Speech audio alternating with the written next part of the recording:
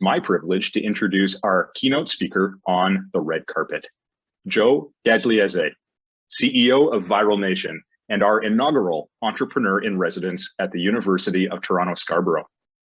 We're very fortunate to have Joe with us in this capacity as an industry leader, a visionary marketer, and a mentor. Joe's taken the agency world by storm and executed some of the most impactful marketing campaigns in recent memory. He was only 24 when he started to build Viral Nation, which is today one of the foremost full-service marketing agencies globally and was ranked as Canada's fourth fastest growing company in 2020. Leveraging innovative marketing tactics and the ability to predict future trends, Joe and his team work tirelessly to bridge the gap between brands and culture, partnering with companies such as Disney, Aston Martin, Lowe's, Energizer, Twitch, Tencent, and Scotiabank, to name just a few. Now, before I hand it over to Joe, if you have any questions for him, please pop them into the Q&A field on the right side of the EventMobi platform, and we'll get to those a little bit later in the presentation. So without further ado, let's welcome Joe Gagliese. Morning, Joe. Good morning. I'm just unmuting myself. Thank you so much, Kendall. And I'm expecting if something goes wrong here or we have a little bit of a issue with my internet connection, someone will tell me, but I'm so excited to be a part of this event for so many reasons. This is my first big event since I've accepted entrepreneur in residence at University of Toronto. For those of you on the phone and those of you conferencing in, my first school that I got accepted in and where I went was the University of Toronto. So very happy to be here with my peers. Love the school, love the staff, love everything that I've come across so far. And one of the best decisions I've made in my life was joining this team and figuring out more ways that I can help take what I've done and what I continue to do and share it in any way possible with the school and the teams. So thank you everyone for putting this together, and thank you for having me. I'm not a presentation guy, I've never been. I'm an a cappella guy, and that's for a reason. It's just the way my brain works. But where I want to start is, I know there's a diverse audience listening to this, coming from, people who are in school, coming to school, post-grad, etc. So I want you to picture something for 1 second. If we reverse to 7 years ago, I was sitting in a warehouse in Mississauga, Ontario, and I was selling used electronics on Kijiji through a warehouse location. And, it was one of my, many ventures as a serial entrepreneur. I started my first company when I was 14 years old with my grandmother, believe it or not, reselling paintballs that didn't break at the paintball place. So I've been one of those guys who's constantly pursued a number of different things and a number of different dreams and a number of different things. And it wasn't until one day I was sitting at the warehouse, it was hot, I had 3 phones going with Kijiji people coming in to pick up, random things. And I looked at my partner, who's my partner today, and I said, yeah, this is a scalable business, and yeah, we can do okay here. But, I really think that if we can figure out how to monetize athletes' social medias, we can get our ass out of this warehouse and start thinking about different ways that we can grow a business that has scale. And that decision was, at the time felt easy. Thinking about it now that I have 3 kids and, I have 3 kids now, I'm married, house, you name it. Making those types of life-changing decisions and taking leaps and et cetera are so much easier when you're a young person. And I implore you to, obviously follow your heart where you can and make those decisions, because that decision that day fundamentally changed my life forever and has now changed the lives of over hundreds of people that have worked with me and continue to work with me today. So fast forward from that conversation, 2 weeks later, I ended up in the office of an NHL agent named Darren Ferris. And I said to him, listen, Darren, I need to represent your players on their social media because I have a sneaky suspicion that in the future, these athletes are going to be making more on their social than they are going to the dealership and driving an Audi or taking pictures or signing things and et cetera. And he thought I was nuts, but he loved me. So he gave me the opportunity. And quickly we signed 3 or 4 NHL players, and and started to pick off at brands. And what we realized at that time was NHL players who were making $5 to $7 million a year on their contract weren't getting excited about making $4,000 or $5,000, $6,000 to post something on Instagram or YouTube. So we hit a wall. And I remember sitting in my car with my partner Matt and thinking, oh boy, like we really got ourselves into something here that doesn't have a lot of upside, and maybe we're a bit too early. And at that time, there was a app called Vine. And Vine, if you guys remember, was the first short form content, short form video app. And I was kind of hooked to it. And as we were having this conversation, I was shooting through Vine and showing Matt, my partner, a couple, funny videos and et cetera. And then it dawned on me, I said to Matt, I said, this kid I just showed you, he's from Windsor, Ontario. And he just got, an average of 600,000 views per video that he's doing. I wonder if we took what we were thinking about doing the athletes and we put it onto this platform and these influencers instead of athletes, because influencers, as you guys know, are just everyday people like you and I. So that was the precipice of that first big move for me. I called that influencer.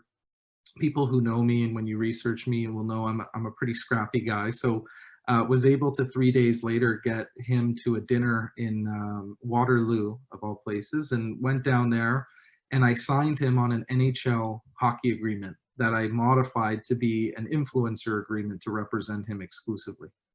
At that time, he was making $50 to $75 to do a post for a brand and garnering between 500,000 and 1 million views on Vine. So if you think about the evolution of the space, which I'll touch on in a bit, it's just such an incredible, when I think about it, that to me was like, I think I can get him $500 and I think I can get him $1,000. That same influencer today, I still represent him and he still works at Viral Nation and he makes on average between $25,000 and $50,000 a post. So the evolution of that industry at that time, people thought we were a little bit crazy. So we got into the space and decided that we were going to go all out. And it was, again, step number 2 that really changed my life. So started signing one influencer after another. We got dubbed in Vanity Fair as being, the CAA of the future of influencers. And then what happened was we started to evolve. And that was huge for Viral Nation and huge for me, because as an entrepreneur, one of the things that I think that I'm best at and that I've been able to succeed with is this notion of being able to continuously evolve to meet the demand of what's coming at you. And that's important. So we went from just being a talent agency, and I said to Matt one day, I said, Matt, we need to start a marketing company. And he's like, are you crazy? We used to sell fridges on Gagliese. I said, you know what, man, we can figure this out. So we built decks, we pitched. I spent, until 3, 4 o'clock in the morning scheduling emails to go out to CMOs all over the United States at 9:30 in the morning, and then would go on to the Google Analytics of our website and see if we had live viewers on the website and where they're coming from, so I could cross-pollinate them back to the emails that I had sent. So, there was definitely a genuine hustle and a genuine passion. And, I come from a very traditional Italian family where, I was doing this as hard as I could and kind of putting school a little bit on the side burner, and that wasn't cool. So I was in a position where I needed to succeed, and we continued to push. I'm going to fast forward. There's a lot more cool stuff, and for another day, I get to work with a bunch of the students at University of Toronto, and I tell the full story and et cetera in some of the classes, and I'm excited to continue to do that. But I'm going to fast forward a little bit and explain, from there where we are now. So I'm the CEO of Viral Nation Group now. Viral Nation Group is made up of 5 parts. First part being Viral Nation Talent. So if you remember to the story I told you just now about where we started, Viral Nation Talent is now the largest talent agency globally of influencers. We represent between 450 and 500 influencers exclusively around the world. We do their brand endorsements, we do their merchandising, we do their TV appearances, we do their licensing, etc. And that is a group that runs in a silo. Then we have Viral Nation Marketing. Viral Nation Marketing is a 150 person team, and we operate and do marketing, disruptive marketing, ranging from influencer marketing from Will Smith all the way down to global ambassador campaigns, to performance marketing, paid media, content, production, social strategy, brand strategy, And what I like to tell people when they ask me why the agency is doing as well as it was, and if, Kendall, thank you again for the kind words, but, Viral Nation being the third fastest growing company in Canada is for one simple reason. It was because we took a look at how much things have changed, guys, over the last 5 to 10 years in everything that we do. And if you think about when you're buying a car, if some of you can think about, if you bought a car recently, or your parents or a friend, you don't buy a car anymore without watching 100 YouTube reviews of that specific vehicle and walkthroughs and, et cetera. You don't go to a restaurant without checking the Instagram to see what the food's like. Everything that we do has fundamentally changed. And what I found interesting as an entrepreneur, 5 or 6 years ago, when we really started cooking the agency side of our business up, was the big marketing conglomerates around the world haven't changed. And they're so big that it would be hard for them to. So what I set in motion was, how can we do everything in our power to be disruptive? How can we make sure that we're picking up the right people in the right places? Viral Nation is a very young group. I think our average age at Viral Nation is probably between 27 and 30. Some of our top performing people have come from, University of Toronto, RARS, and you live in the marketing that we do. You consume it every single day, and that's what makes it special. Outside of Viral Nation Talent, Viral Nation Talent, Viral Nation Marketing, then we have Viral Nation Technology. So I was lucky enough 3 years ago, through my partner Matt, who's really kind of the mad scientist here at Viral Nation. We kind of took a bite of the apple, which was the technology apple. And I'll tell you guys, for those of you who are starting businesses and those of you who have great ideas, my CTO at Viral Nation kind of explained it to me in an amazing way, which is, he said to me one day, he's like, Joe, we're standing on the shoulders of giants who came before us. And I know that sounds, very storytale-ish, but what he means by that is, there were some of the most brilliant people of our generation and the generation before us who figured out, from electricity all the way down to search algorithms, all the way down to cloud computing, all the way down to, advanced AI and machine learning and et cetera. There's been people who have laid the foundation so that young people like us can have the ability to build things off it that make a difference to the world. And that's what we started to do at Viral Nation. So our first project was InfluSoft. We built a technology that powers our entire marketing and talent business. Everything we do inside of our marketing firm is powered by technology, and we have the APIs across every major platform in the world, and we continue to iterate on that technology. And then I'll save some of the nuances of the other techs, but we have Viral Nation Secure and Viral Nation Academy, and we continue to push on the technology side. So as a group, guys, I've been so blessed. If you think about, my story, I just condensed down for you guys from, selling, paintballs and selling used stereo systems out of a warehouse, to having almost a 200-person organization that spans across talent, marketing, and technology. I'm really truly someone who I think you can look to as, if I can do it, you can do it. I've dealt with a lot of things along the way, whether that be mental health, whether that be family things, whether that be, what we call imposter syndrome, which is, not thinking you're good enough to be doing the things you do. But what I can tell you is, there's so many opportunities in the marketing space and the technology space for us now because of how much the world's changing. The faster the world changes, the more opportunities pop up for us to innovate and for us to take market share. So that's kind of my story and the background of Viral Nation. Moving from that, I want to touch on influencer marketing as a whole, because I think influencer marketing is a very misunderstood practice. I think what happens is, just like any new industry, there's, bad eggs and good eggs and, everything in between, but you really need to understand influencer marketing in order to really understand its value. So when I talk to a lot of people, young and older, sometimes what I get is this, ready? Do you represent OnlyFans girls, or, flat tummy teas, or, they're posting about a teeth whitening device, or, whatever it may be. But that's kind of the black market of influencer marketing, not an area that Viral Nation plays in. What's so special, if I were to explain influencer marketing to you, and trust me, I don't even like the word influencer. I think it's a bad, it's not the best representation of our space. but I'm going to go with it just because the other words don't make as much sense. So influencer marketing is essentially, if you think about, again, I'm going to go back to that change we chatted about, right? If we think about that change, what influencers do is very unique. So when you compare them, I'm going to do some comparisons to really drive it home. When you think about influencer marketing, you start to think about celebrity and athlete engagements, right? That's probably the closest sister to the influencer marketing space. The issue with athletes and celebrities is that us as individuals don't feel like we can relate to them at their level. So I'll give you an example. When LeBron says to buy LeBrons to me, I say, okay, but I'm never going to be able to play basketball like LeBron.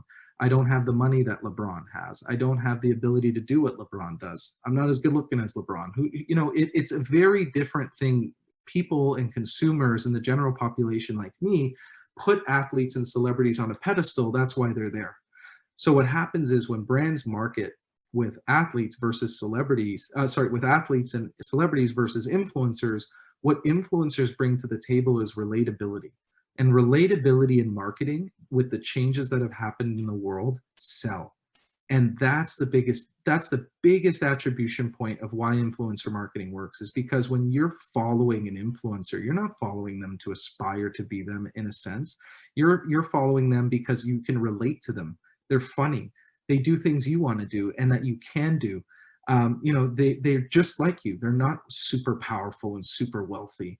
That's obviously changing. There's huge influencers who have now kind of broached into the celebrity space, like the David Dobrik's of the world and etc.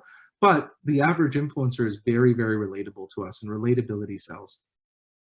Secondly is social media influencers allow brands to disconnect their messaging from the brands to the consumer. So what that means is, a while ago, I'd say about 7-8 years ago, I started to really notice it, is people started to get kind of pissed at brands, right? You're getting these advertisements. It's very hard for big brands to market in, individual unique silos. So what ends up happening is they blanket.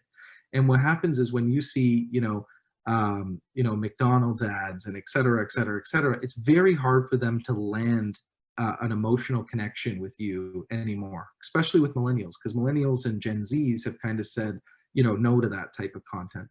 So what influencers do is they allow what's called a third-party validation of their messaging. And if you think about the world of marketing, I don't care how much you studied it and et cetera, word of mouth marketing is the best form of marketing to ever happen. Word of mouth marketing has been around since, the Roman Empire. Even before that, influencers have been a thing, and that type of word of mouth marketing is the most powerful marketing of all. And what I put influencers in the bucket of is influencers' audiences are like, they just have a ton of friends, and they built trust with these people over time by either entertaining them or educating them or getting to know them or showing them their personal life or whatever it may be. So that audience of an influencer is an odd level of friendship between those people. And when a brand like McDonald's, for an example, comes to you and says, all day breakfast is great, and it's from, 7 till 7, 24 hours a day, great. But when the influencer on YouTube says, hey guys, I'm shooting over to McDonald's, I've been working on this car all day, and can you believe this thing? It's 2 in the afternoon and I just got a McMuffin. It's such a different connection. And what influencers allowed us to do is have this scale. So further to those 2 points, there's a billion different ways to use influencers. Influencers, in my opinion, you should hire them as consultants for the social on your business. They're the far most experts on social in the world. That's how they built their business. Influencers make some of the best content in the world. That's why we watch it. Influencers have the ability to come up with creative ideas for brands. That's why we use them for it. So influencers are so much more, guys, than just a marketing vehicle to push flat tummy tea or teeth whitening devices. They can be a real integral part of a brand strategy, and they continue to be. Viral Nation has been so lucky over the last few years. We represent, everyone from Tencent in China to Alibaba to Disney to Match.com to Activision Blizzard Call of Duty. And that has been because we've been able to prove to them that the scale of influencer outperforms traditional advertising they've done in the past. So that's the part of my talk to you guys that I wanted to explain what influencer is and how it has evolved and how you get ROI out of it. Because you don't get ROI out of influencer marketing by calling random influencers and saying, take a picture with my product. You get it by doing what you do on the other channels, which is strategizing and being smart about how you utilize them, taking a look at their audiences, making sure they align, et cetera, et cetera, et cetera. There's so much more to it, guys, and I implore you to continue to learn more because it's a space that I feel like is evolving. People always ask me, what direction do I see influencer marketing going and what the future looks like and what the future can hold? And I think what's interesting about that statement is you guys wouldn't see it, but I do. Over the last 12 months, Viral Nation has gotten over 10,000 emails from people around the world asking us to help them become influencers. In the United States of America, the #1 occupation among young people is YouTuber by a 20% margin. In the United Kingdom, 87% of kids said they wanted to have a career in social media. So what's interesting is if you take the business side away and you take the marketing and Viral Nation stuff away, and we just talk kind of shop on the world and culture and how things are changing, what I think is so incredible is becoming an influencer is not only what the world wants to do, it's what the world is requiring you to be. And that has its good and it has its bad. And I'm not someone who's naive. So there are issues with this piece, which is, am I popular in high school if I don't have a large social following? Am I wealthy? Where do I come from? It's almost like a classification, which, has its nuances that we as a population need to figure out how to control and how to manage. But what's interesting is if you look at a number of occupations and you look at a number of things that traditionally were very traditional, now you need to be an influencer in order to access them. So I'll give you 5 examples. One is if you look at the major artists today and how they've gotten to where they've gotten with music, it's been through TikTok, influencers, virality, etc. It's very difficult to become famous in the music scene unless you're an influencer, to the point where record labels and studios contact Viral Nation looking for talent that has a large audience who can sing. Because what's interesting is those people now have an advantage by having that social audience. Another interesting concept is politics, right? We just saw Donald Trump become the president of the United States of America and has one of the largest Twitters. If you take Trump's social medias away, he wouldn't have won. And what that's done, not even just the Trump stuff and US stuff, but, in Canada, if you look at, the power of social media and politics, you look at, people like Jagmeet Singh, you look at people like Justin Trudeau, you look at people in the United States. What's interesting is they are focusing a ton of their attention on being influencers themselves because they know they need it in order to succeed. And this list just keeps going on and on and on, guys. So what happens is now we live in a place where if we take the business side out again, the future of the world is influence. And the future of the world has always been influence. Just the influences was held by certain individuals of power instead of a regular person.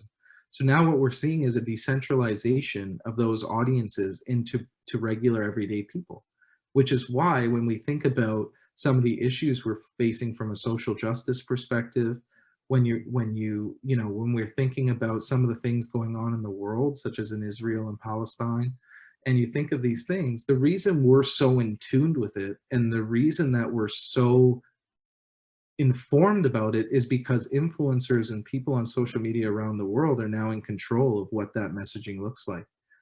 Whereas before, certain things would be perceived and told to us in a way that came from a centralized place, whether it be the media, whether it be the government, etc. So, it's interesting when you think about the future of influencer. What I think is it's only a space that's going to continue to grow. I think that it's going to become imperative for small businesses. Small businesses need to be influencers. If you look at, guys, in Toronto, pre-pandemic, there was always, in my recollection, and I'd love your thoughts on it, but in my recollection, there was always a restaurant or, a boutique place that always had a lineup outside of it for no reason. You walk by and like, why the hell is there a lineup outside that small business? And it's like, wow, they kind of went viral on social media and now everyone's following them. That's an influencer. They turn their business into an influencer. So if we strip the word influencer for a second and we get to the science of what's behind this, really all I'm saying to you is understanding how to develop content that's consumable to tell your story and engage people to want to partake in it. That's what being an influencer is.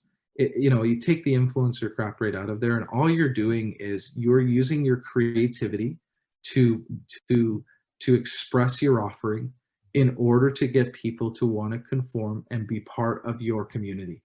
And that's important. And I think if you look at the importance of it over time, it's going to become even more important. And if you take away the reasons that are ill in the space, whether that be, I want to grow, an OnlyFans account, or I want to, I want to be popular, or, whatever it may be, if you take that out of the equation, what's happening here is actually a really meaningful and really beautiful thing. And the science behind it is truly incredible.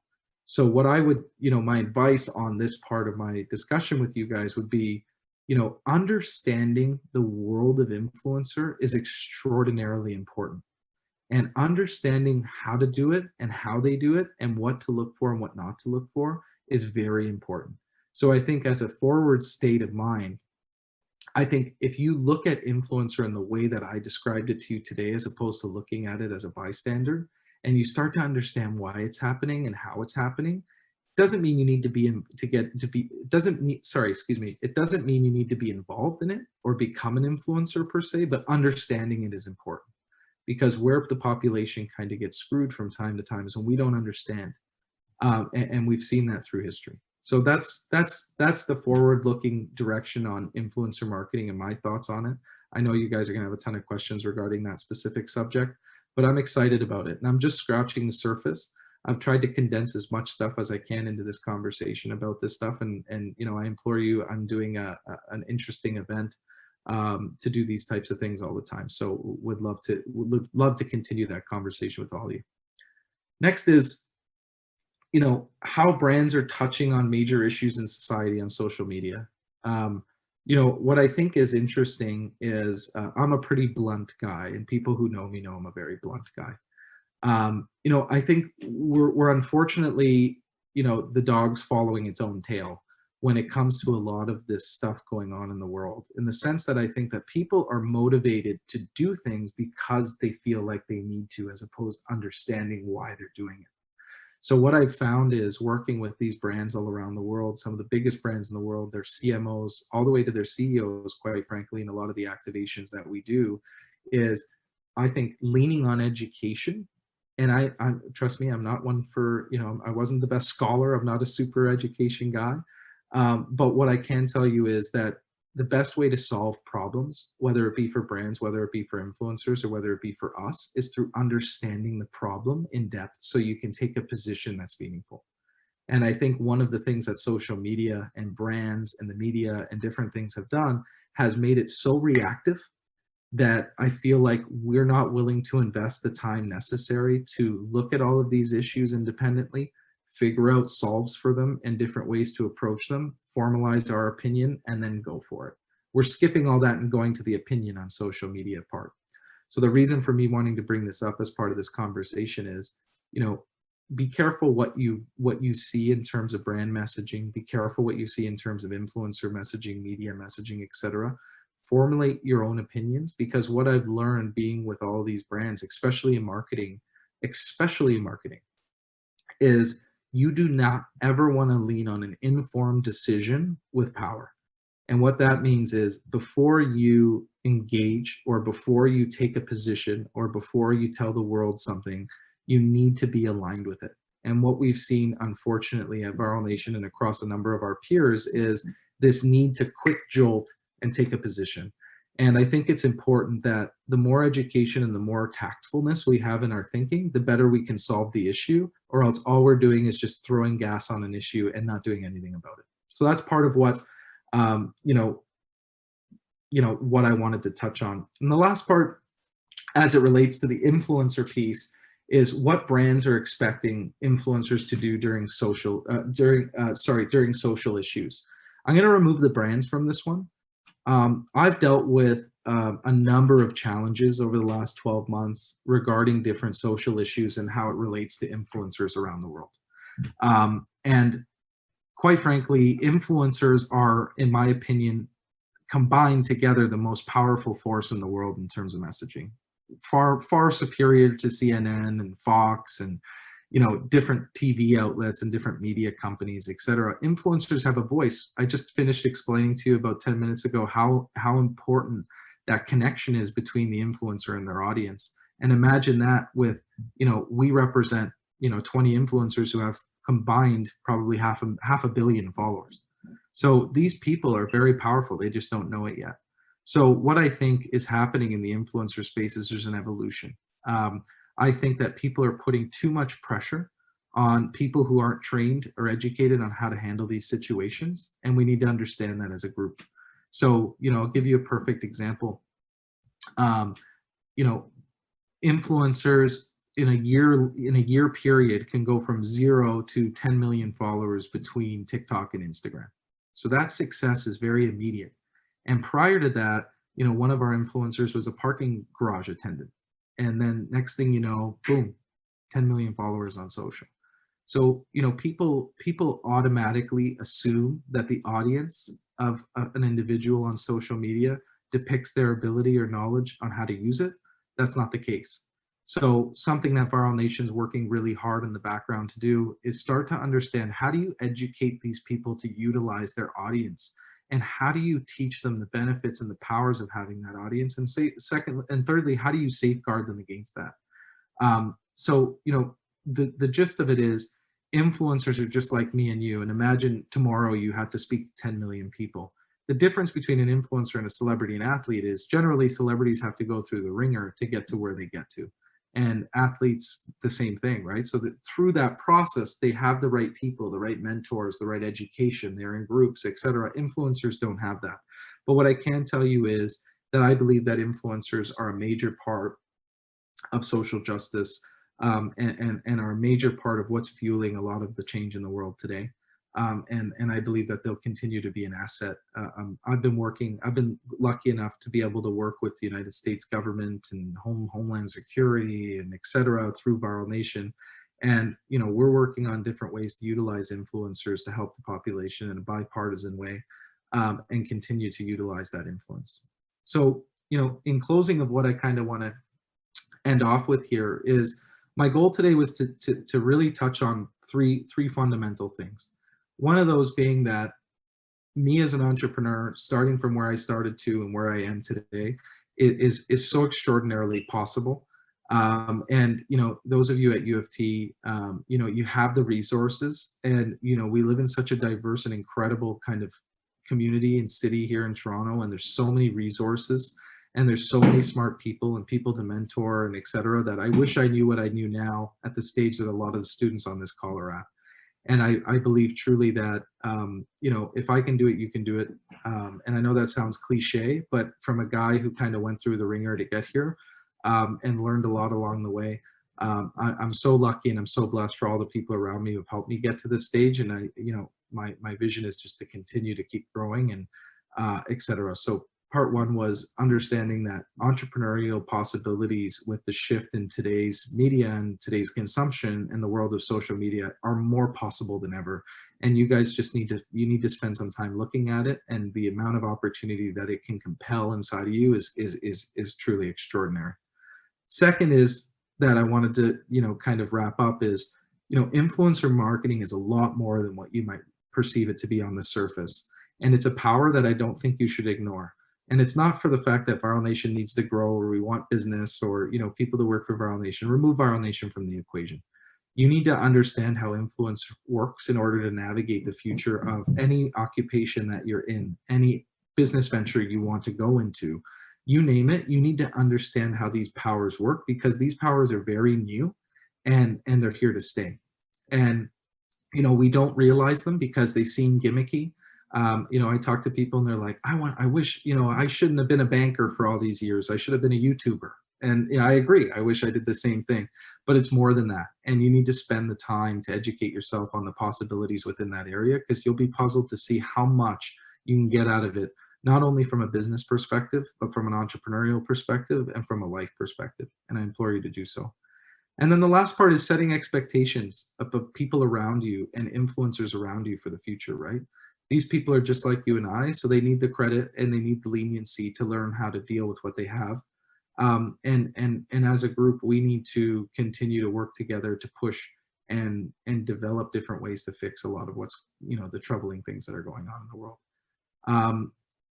I've dealt with COVID over the last year and a half here. My team, Viral Nation's, like I said, almost a 200-person team, and we have 80 new employees. I've never seen their face before yet.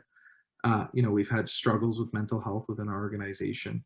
We have people going crazy left, right, and center, in the sense that they just want to get back to work, or they just want to go outside and they want to, get away from, they've been trapped with their mom for this amount of time. So I want to end my piece and get to questions with, this is an interesting time in history, but it's time to make it yours. And life is such a beautiful thing, guys. And what I can promise you is that money doesn't change anything for you. What you need to figure out is what you love to do. And you got to enjoy and take COVID as a learning lesson, that your family and spending time and some of the nuances that we were so used to before that seem so important aren't that important anymore.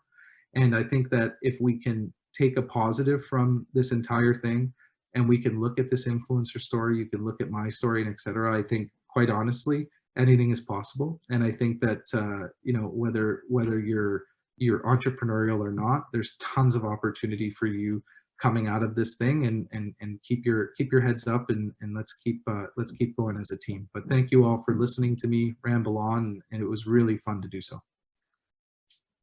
Joe, thank you so much for sharing that reflection. It was insightful, motivational. We've got a ton of questions for you, so we'll segue right into those, okay? First question, does influencer marketing work better with a certain kind of brand or product? For example, would it be a good way to go for companies within construction or public transit to consider influencer?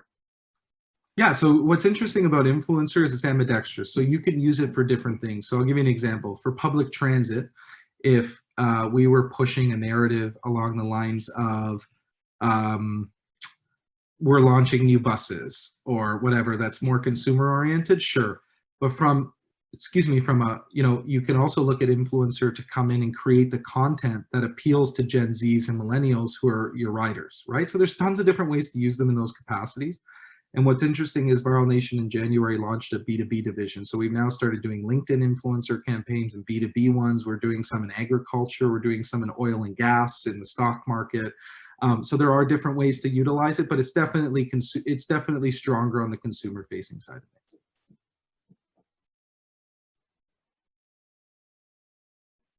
You're on mute, Kendall. Thank you, Joe. We've got a personal preference question. Who is currently your favorite small business influencer based within the GTA? Oh, my favorite small business influencer in the GTA.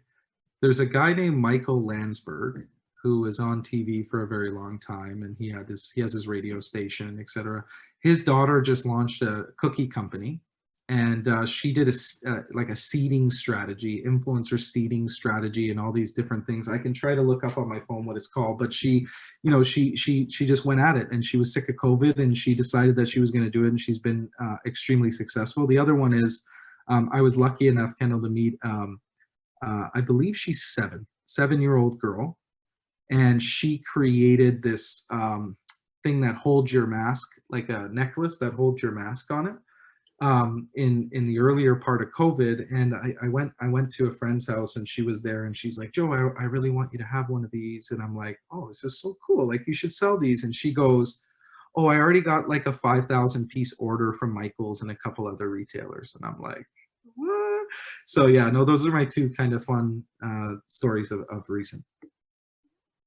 I love that. This might be a great segue into the next question. Is there another example, perhaps, of a brand that you think has used influencer really successfully during the pandemic?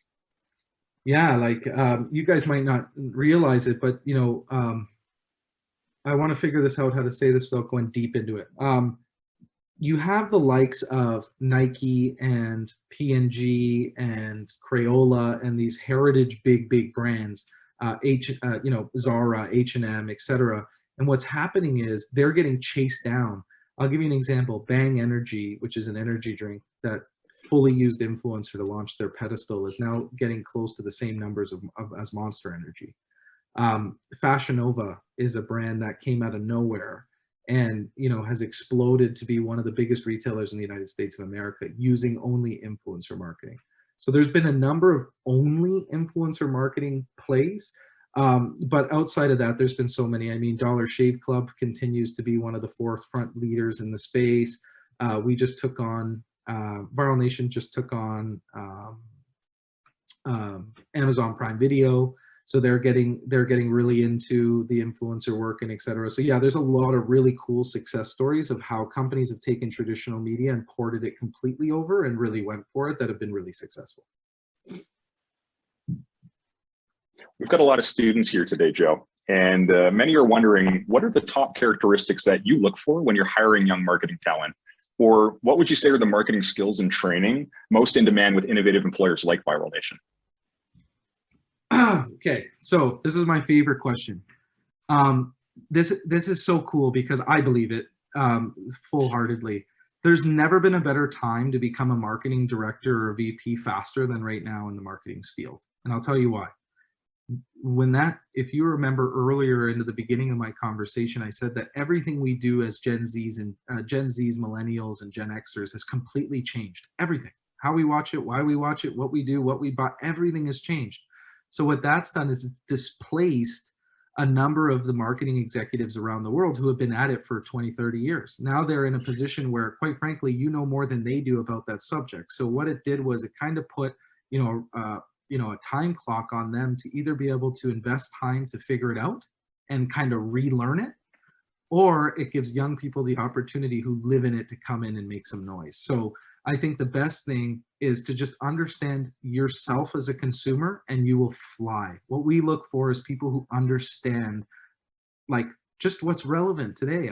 Quite honestly, it's nothing crazy. And we get, God, I'm gonna piss off the general manager of our marketing company right now. What's interesting is, you take in a 22, 23-year-old who understands the space, who's part of it, and they can run circles around a 30-year vet in terms of what Viral Nation does. And it's just an interesting time in marketing. So, what I would say is if you're really interested in marketing, understanding influencer, understanding social, understanding performance marketing and digital and the things that are innovative and new to the space will rocket ship you through these organizations in a way that would have been impossible 10 years ago.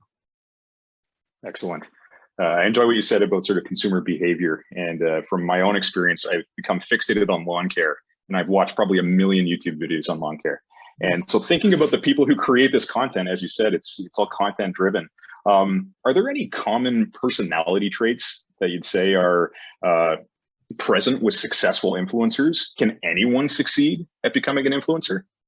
Yeah, so the answer is the influencer world is so diverse that it's for anyone.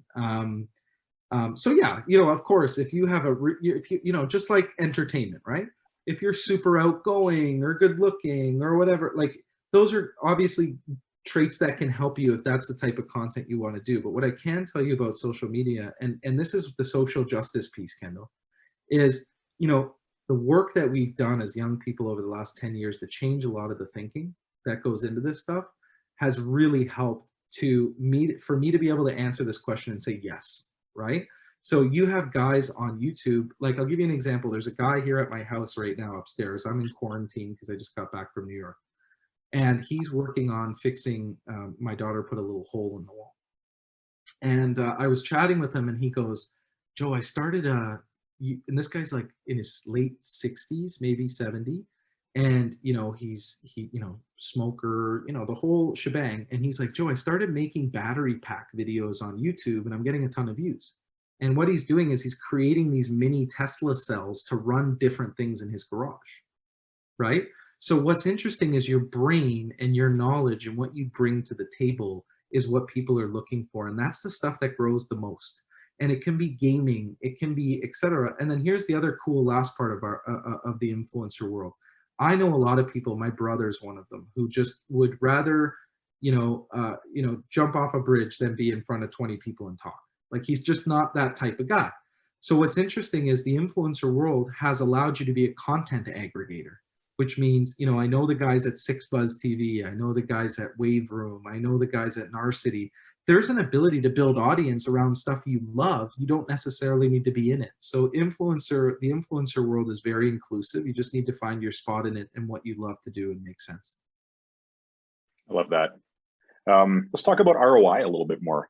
From your POV, what are some of the ROI metrics that you'd use to evaluate the success of an influencer partnership? Big time loaded question in the sense that there's a billion different ways to answer it, because like, you know, our ROI tracking on YouTube is very different than TikTok and et cetera, et cetera, et cetera. So I'll answer it in a broad way, Kendall. Influencer market. Okay. So in the standard market, you know, principle is the funnel, right? Top of the funnel means it's just, you know, you want people to be top of mind, you want brand lift, you want, you know, the recognition, you want the, you know, the standard impressions, etc.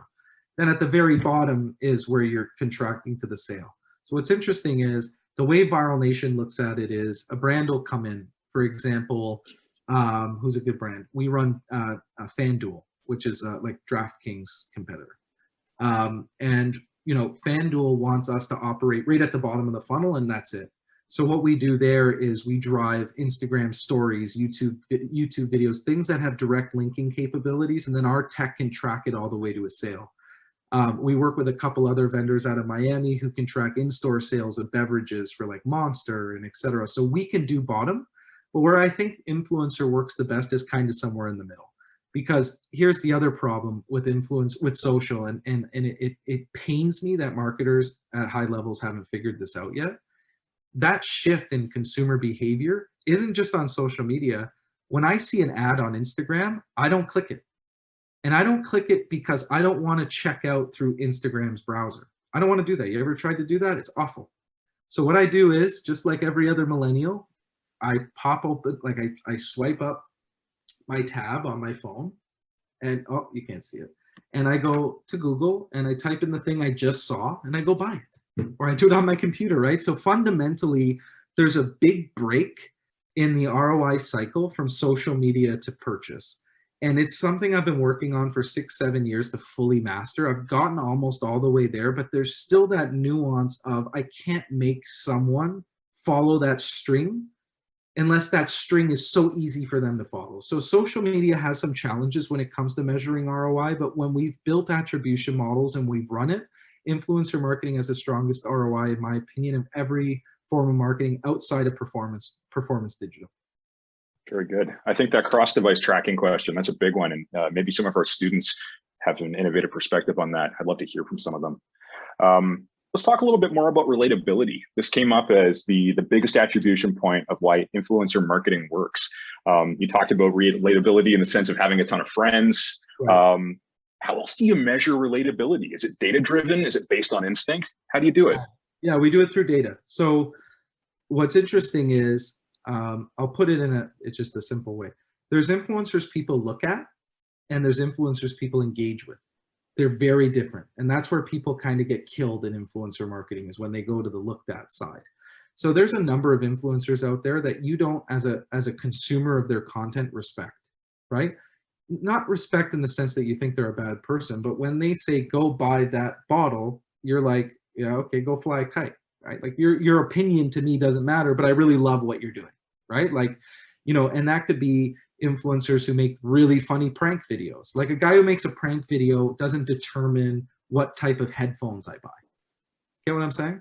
So what's interesting is there's influencers people look at, and then there's influencers people engage with, and the data tells us that. So the influencers who people engage with are the people that say, I bought this water bottle because this water bottle, you know, is sustainable, and the reason I bought it was because it saved these elephants, and this is why I'm doing it. And that drove of people go and buy it because they trust her.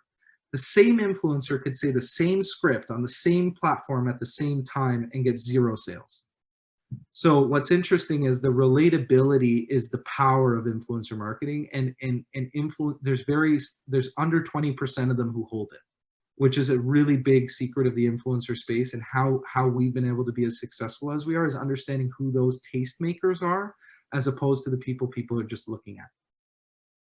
Fantastic. And we're almost at time, Joe, but I'd like to ask you, you spoke so much about the Viral Nation, this astronomical growth, full service marketing, you've got talent, you've got technology. what's next for Viral Nation? There's a few really interesting things. So Viral Nation's in the middle of a partnership I can't disclose, but it's really exciting and people will see it. But outside of that, I've worked for the last 3.5 years to develop what we call Viral Nation Academy. And the Viral Nation Academy is essentially a full stack platform that enables and allows people to learn how to become influencers in a way that's very millennial Gen Z driven. That's coming out in Q1 of next year, and it's probably one of the things I'm most excited about my whole life. Other than that, guys, I'm doing this stuff here at U of T. I'm enjoying it a lot. It's a beautiful break for my brain in the sense that instead of people wanting stuff from me all the time or coming to me with stuff, I'm able to just share and have fun. So these are the types of things, and that's why I want to thank you guys again so much for listening to me. It's just this is the type of stuff that makes me tick, and I want to continue to figure out ways to continue to do these types of things. Hear, hear. Well, Joe, thank you so much for your collaboration and your engagement and your thought leadership in the space. We're very grateful to have you here today, and we look forward to continuing the conversation and watching the Academy unfold. That's very exciting. Thank you so much, Joe. Thank you, everyone. Thanks, Kendall. Appreciate it, buddy. You too.